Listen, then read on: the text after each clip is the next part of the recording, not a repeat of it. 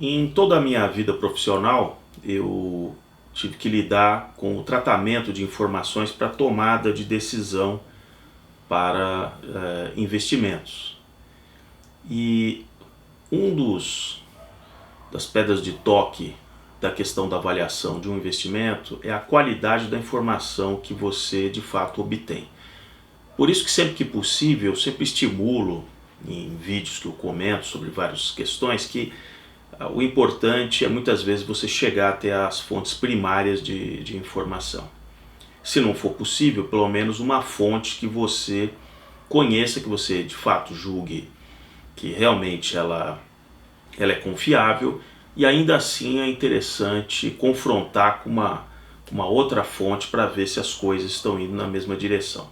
Boa parte de fraudes, estelionatos, golpes tem a ver com qualidade de informação. Quando o Madoff, por exemplo, naquela pirâmide financeira, enganou muitos dos clientes, é que ele conseguia, dentro do sistema ali americano, isso seria muito difícil de ser feito no Brasil da maneira que aconteceu, ele produzia os próprios relatórios, os próprios extratos dos clientes com informação que o cliente não tinha como, o investidor não tinha como de fato aferir. E ele também usava aquele conceito daquela mística, né, de uma caixa preta, não posso te contar, você só tem o resultado aqui, o resultado aqui. Então, a informação é sempre uma coisa fundamental. Agora, existe também a desinformação, existe também a informação falsa propositadamente inoculada para criar uma atmosfera favorável para disfarçar aquilo que de fato aquele que está gerando a desinformação quer obter. Então eu vou dar um exemplo hoje aqui para vocês nesse vídeo de coisas que eu já suspeitava há 40 anos atrás, por gostar muito de leitura e a vantagem de você ler muitas fontes, tentar chegar o mais próximo da fonte primária, é que você começa a perceber um certo viés, né? Como no inglês eles dizem que é um bias, né? Quer dizer, começa a ter um bias querendo empurrar o seu raciocínio para uma certa direção. Então, por exemplo, ali no final dos anos 70, eu já achava um tanto quanto curioso, e eu lia muitas outras coisas, como é que era assim a mística com relação à União Soviética. Coisas como assim, matérias, às vezes assim, Karl Marx e Adam Smith concordam em muita coisa. Aí sempre com as coisas estranhíssimas, assim, ó. A União Soviética realmente ela é socialista, querendo criar sempre um ar, e sempre eram convidados, isso aqui eram matérias reproduzidas de jornais internacionais que chegavam ao Brasil, né? Mas é interessante que quando a União Soviética finalmente ela implode em 1981, todos esses arautos do comunismo ficaram completamente sem chão, sem explicação. Quando a atual República Tcheca, né, a antiga Tchecoslováquia, ela abriu finalmente os arquivos da chamada STB, que era o serviço secreto da antiga Tchecoslováquia, se descobriu que, por exemplo, os russos espertamente usavam um ardil que era o seguinte: se eles enviassem agentes secretos através das embaixadas russas nos países onde eventualmente eles até tivessem um relacionamento diplomático, coisa que muitas vezes não era possível, mas vamos dizer que ele tivesse um relacionamento diplomático. Se ele enviasse agentes secretos disfarçados de diplomata, ficaria muito óbvio, porque todo mundo estaria vigiando realmente as unidades diplomáticas russas. Então eles passaram a usar os países que formavam ali a cortina de ferro, cada um numa certa região do mundo tinha como objetivo fazer a espionagem para os russos. No caso do Brasil, quem teve o maior protagonismo de disfarçadamente, porque tinha grandes relações, boas relações com o Brasil, era a chamada Tchecoslováquia. Então, disfarçados de de diplomatas, esses espiões cooptavam jornalistas, personalidades brasileiras para serem ou meros informantes ou inclusive agentes, realmente também agentes para o sistema soviético, né? E isso foi documentado, isso está documentado lá nos arquivos da STB em Praga. Então não é uma ilusão que, isso não aconteceu só no Brasil, que muitos correspondentes jornalísticos que ficavam na União Soviética, eles, a partir de um certo momento, eram cooptados pelos comunistas para escrever artigos e dar sempre um ar bastante benevolente para aquilo que acontecia dentro da União Soviética. Então, esse uso da desinformação ele não é novo, desde os primórdios ali da geração do Stalin, ele sempre foi muito utilizado, e não é possível imaginar que mesmo hoje isso não aconteça. Então, o que eu sempre procuro passar assim nas orientações, olha, analise o que está por trás daquilo que alguém está tentando te convencer. Então, por exemplo, eu recebo alguma coisa, um cachê de alguém, eu trabalho para alguma empresa que tem algum interesse, o que eu faço, afinal de contas, né? Quem sou eu para ficar falando, defendendo A, B ou criticando C, né? Então, quando eu ouço, por isso que em muitos vídeos eu falo assim, eu sempre tenho um ouvido muito especial quando eu ouço a palavra especialista. Quando eu ouço a palavra especialista, a primeira coisa que eu começo a pensar é assim, quem paga o salário desse especialista? Quem paga? Então vamos deixar ele se apresentar e vamos tentar identificar quem está por trás dessa vida. Pode ser uma vida acadêmica, pode ser um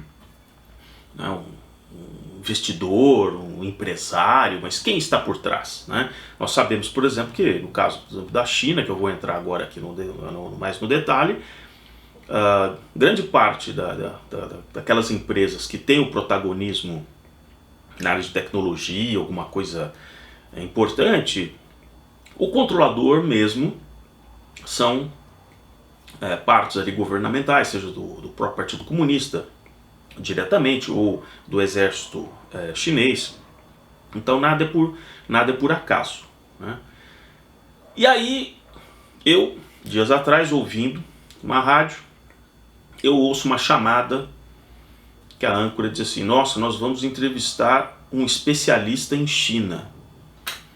Aí quando eu ouço isso, eu falo assim, opa, especialista em China? Quem é? Aí ele faz a apresentação, um advogado, aí tudo bem, com uma pós-graduação na Universidade de Pequim. Eu falei assim, tá certo, muito interessante. Tá certo, vamos ver, dado que então a pessoa foi fazer uma pós-graduação numa universidade, vamos ver se academicamente, se o discurso dessa pessoa está balanceado, né? Porque em toda a ciência, pode ser na ciência política, de repente ele foi fazer como cursou direito, ele foi fazer uma pós em ciência política, ou de direito comercial. Então, mas assim, nós temos que ponderar, né? E aí você começa a perceber que, como é que você começa a perceber que tem o tal do bias, o viés?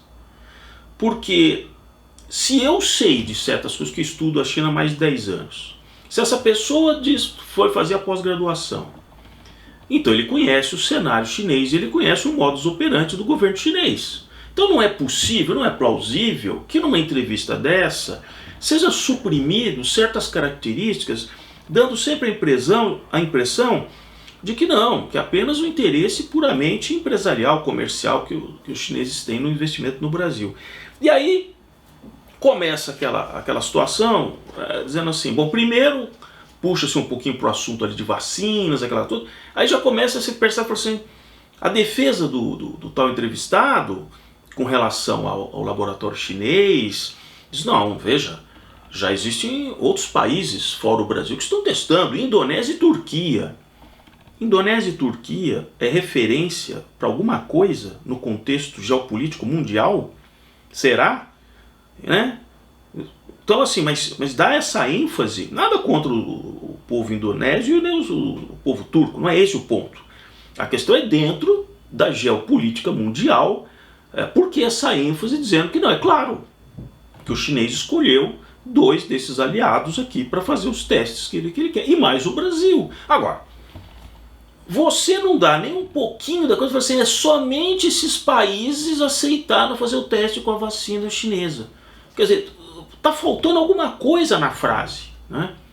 Fica parecendo assim que passou batidão, porque afinal de contas Indonésia e Turquia estão testando, então... Bom, e aí entra no assunto onde começa da defesa do 5G. Não, porque o 5G não pode deixar... Dá vontade de perguntar, você está advogando para alguma empresa chinesa? Depois de passar um período lá, você está advogando? Deveria ser colocado isso também, porque só foi apresentado como advogado que foi fazer a pós-graduação na China. Sem problema nenhum de ser um advogado representando o interesse de uma empresa chinesa aqui no Brasil, sem problema nenhum.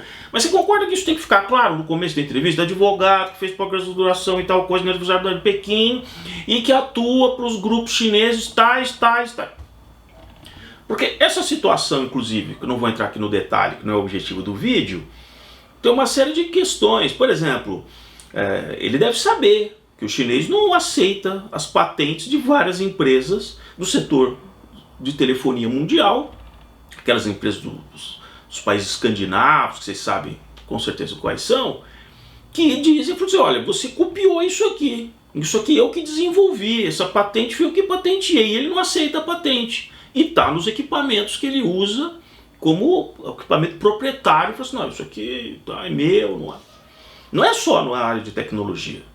Na produção de vinhos tipo Bordeaux é a mesma coisa, né? Copiando, levando da França aquela matriz de uvas e colocando como Bordeaux, e eles não aceitam que o francês fala assim, não, mas você está usando um nome que é um nome francês. Então, alguém que atua no direito, defendendo de tal maneira, né, como se fosse uma coisa simples escolher isso, né, e aí faz uma ligação, não, porque a gente pode ter problema, porque e se eles não quiserem participar da privatização da Eletrobras? E daí eu conheço empresas canadenses, belgas, inglesas, americanas, indianas, que podem sim comprar as partes da Eletrobras, porque o problema do governo não é com relação estritamente com a China. Ele não vai vender a Eletrobras para uma empresa só. Ele não vai fazer, mesmo que essa empresa tivesse poder econômico para comprar a Eletrobras inteira. Ele não vai cometer esse risco, né? Correr esse risco, né? Aí o advogado fala assim, não, porque inclusive na Bahia eles vão fazer a ponte que liga ali a ilha ao continente. Ótimo, ótimo. Você faz a ponte e tchau. Você pode até depois ficar lá por um tempo, se é que vai ter um pedágio e tal. Mas isso não é uma coisa estratégica. Agora, você dá uma conexão com cheque em branco de equipamentos, que alguém pode, com um protocolo interno de funcionamento dos equipamentos, aí você vai discutir isso. Não, o lugar está lá no meio, no interior da China, você quer discutir com ele lá no meio? Sinceramente, né? E aí tem aquela parte que assim, não, há muita desinformação sobre o que de fato ocorre na China, porque se confunde muito, segundo o advogado, hein, que viveu lá para fazer a pós-graduação. A China não é comunista. Como não é comunista? Como não é comunista que eu coloco nas figuras, nas imagens? Como não é? Esse símbolo que tem ali atrás é do quê? É algum símbolo assim do quê? Né?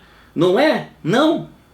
Ah, tá certo e tal. Aí faz uma comparação, que é aquela coisa de bater no gato morto, né? Fala, não, porque isso não é comunista como a Rússia era, né?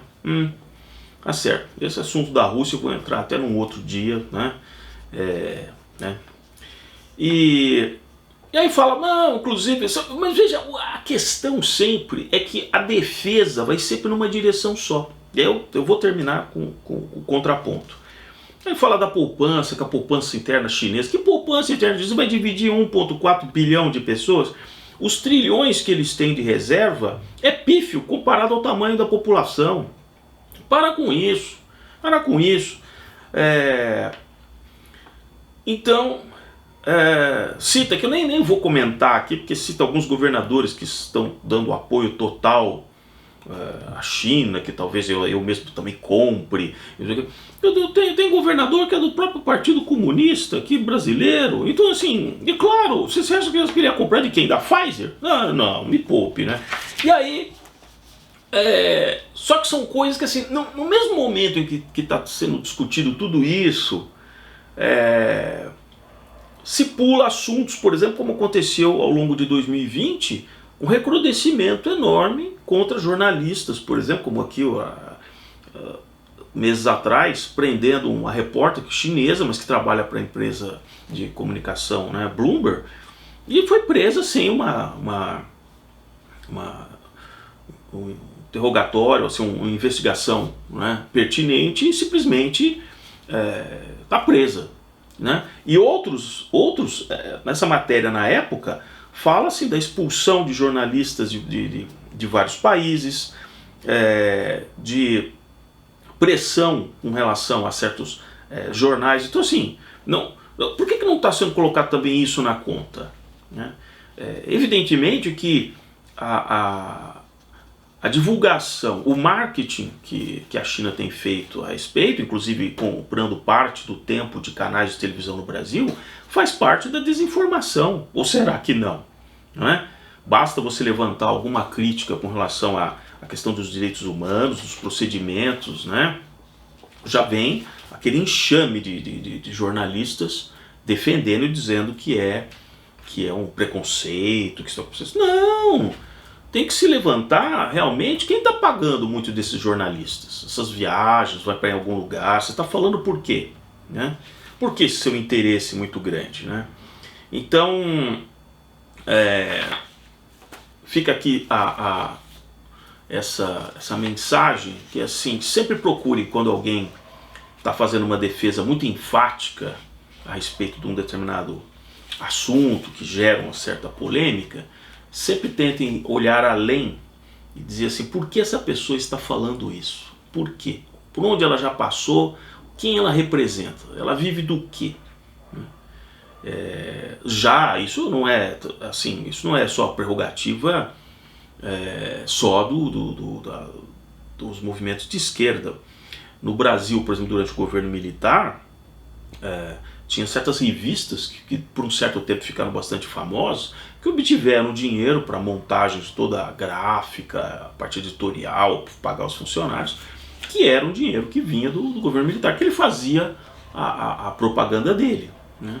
Então, isso não é, claro, uma prerrogativa só de um viés ideológico, mas sempre, eu diria assim, sempre nós temos que antes de sair por aí tomando partido de A, B, C, tentar chegar na fonte primária e na origem de quem paga o salário desse cidadão.